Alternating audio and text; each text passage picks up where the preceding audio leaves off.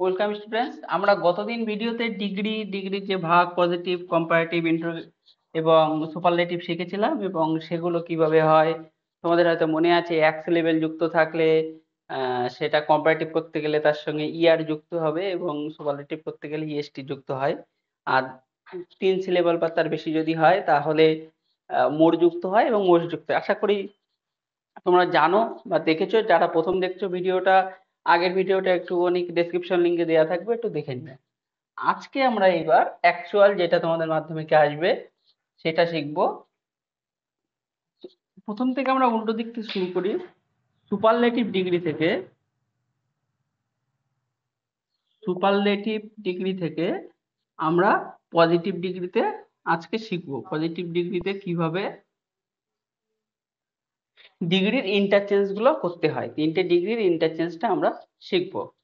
এবার এর মধ্যে ব্যাপার আছে, ডিগ্রির দু রকমের ভাবে হয়। সুপারলেটিভ ডিগ্রি দুটো হয়। একটা সুপারলেটিভ ডিগ্রি আছে যার মধ্যে ওয়ান অফ দ্য কথাটা লেখা থাকে, যেমন এমন হতে পারে Mukesh Ambani is one of the richest person in India. সব থেকে বড় লোক না, কিন্তু বড় লোক আরো অনেকে আছে, তাদের মধ্যে হয়তো একজন। সেরকমই একটা ওয়ান অফ দ্য থাকে আর একটা ওয়ান অফ দ্য থাকে না। Anil Ambani is the richest বা tiger is the most famous, সেগুলো ওয়ান অফ দ্য নেই। সব থেকেই ভালো আমরা বলছি, সব থেকে ভালো হোক বা ভালো 2-4 জনের মধ্যে একজন হোক, সেটা সুপারলেটিভই হয়। তাহলে আমরা আজকে যেটা শিখবো, ওয়ান অফ দ্য যদি না থাকে, এটা হচ্ছে main highlight. One of the না থাকলে কিভাবে করতে হয় দেখো। ওয়ান অফ দ্য না থাকলে তাহলে বাক্যটা কেমন হবে, আমি একটা এক্সাম্পল একটু দেখে নিই। উম, একটা ছোট উদাহরণ। Iron iron is the most useful metal. Iron is the most useful metal, এটা আমরা জানি, এতে ওয়ান অফ দ্য নেই। তাহলে এই ধরনের বাক্য থাকলে সুপারলেটিভ থেকে পজিটিভ করতে গেলে তার গঠনটা কেমন হবে, তোমরা এই গঠনটা কিন্তু একটু ডায়েরিতে লিখে নেবে, তোমাদের মনে থাকবে না সেটা। প্রথমে শুরু হবে নো আদার। নো আদার দিয়ে বাক্য শুরু হবে। তারপরে কি হবে, অ্যাডজেক্টিভের পরের অংশ। অ্যাডজেক্টিভ আমি একদম বাংলায় লিখে দিলাম যাতে তোমাদের একদম বুঝতে কোনো অসুবিধা না হয়। তোমরা জানো এখানে অ্যাডজেক্টিভ কি, কারণ ডিগ্রি আমরা যেটা শিখছি অ্যাকচুয়ালি এটা তো কম্পারিজন অফ অ্যাডজেক্টিভস, মানে অ্যাডজেক্টিভের ভাগ, অ্যাডজেক্টিভের তুলনা। সেটাকে সংক্ষেপে আমরা ডিগ্রি বলি বা ডিগ্রি নামে চিনি, কিন্তু এটার অ্যাকচুয়াল নাম কম্পারিজন অফ অ্যাডজেক্টিভ। এই দেখো ইউজফুল, এটা তো অ্যাকচুয়ালি অ্যাডজেক্টিভ। তাহলে এই অ্যাডজেক্টিভের পরের অংশ যেটা আছে সেটা বসবে। তারপরে সিঙ্গুলার সিঙ্গুলার ভার্ব, মানে ভার্ব যদি প্লুরাল থাকে এখানে তাহলেও সিঙ্গুলার বসবে। এখানে সিঙ্গুলার আছে যখন সিঙ্গুলার বসবে। তারপরে সো বসবে। এখানে অনেকে শেখাবে হয়তো তোমরা, বা তোমরা অনেক জায়গায় শিখছো অ্যাজ, কিন্তু আমি বলছি তোমরা এখানে অ্যাজটা দিলে কাটবে কিনা সেটা শিক্ষকের উপর নির্ভর করে, এখানে সই বসবে। তারপরে অ্যাডজেক্টিভ ওয়ান।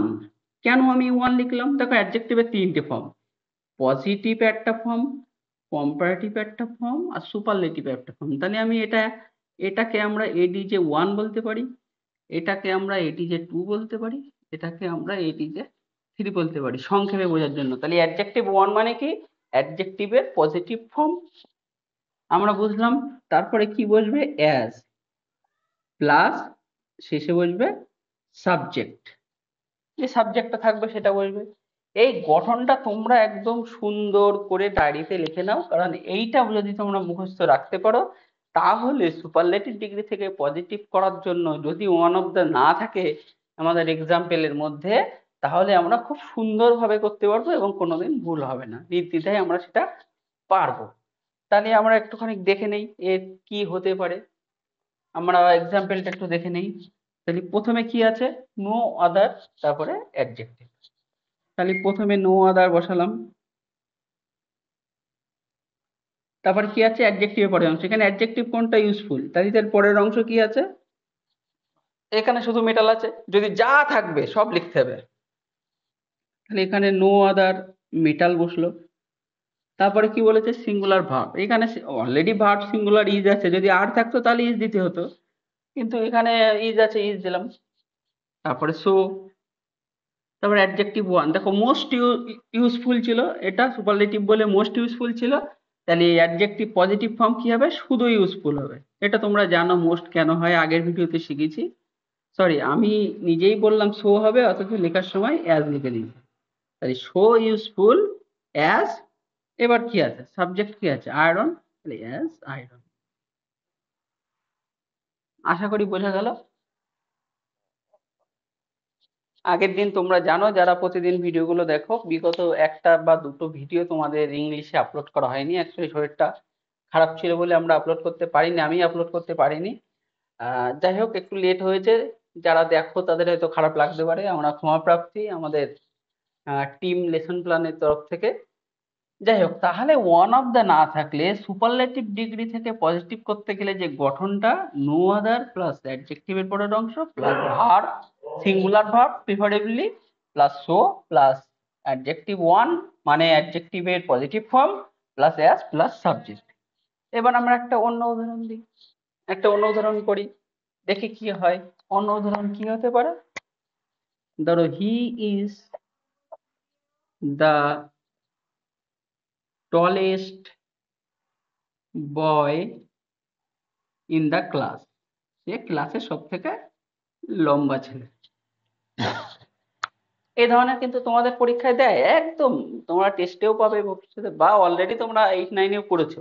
যারা শিখেছো তারা একটু তো রিভিশন হয়েই যাচ্ছে, যারা শেখোনি, শিখতে পারোনি, তাদের জন্যই বিশেষ করে আমাদের পড়া। আর বিশেষ করে আন্ডার প্রিভিলেজ যারা আছো, যারা ইংরেজি গ্রামারের জন্য একটা স্পেশাল টিচার নিতে পারোনি, বা শিখলেও সে মাস্টার শেখালেও তোমরা হয়তো সেই পরিস্থিতিতে শিখতে পারোনি, তোমাদের জন্যই এটা বিশেষভাবে করা চ্যানেলটা, যাতে তোমাদের সুবিধা হয়, তোমরা একটু ভালো মার্কস তুলতে পারো ইংরেজিতে। দেখো, তাহলে হি ইজ দ্য টলেস্ট বয়, এখানে দেখো ওয়ান অফ দ্য নেই, প্লাস টলেস্ট ইএসটি আছে শেষে, তার মানে সুপারলেটিভ ফর্ম, প্লাস আগে দা আছে, তার মানে গ্রান্টেড সুপারলেটিভ ফর্ম।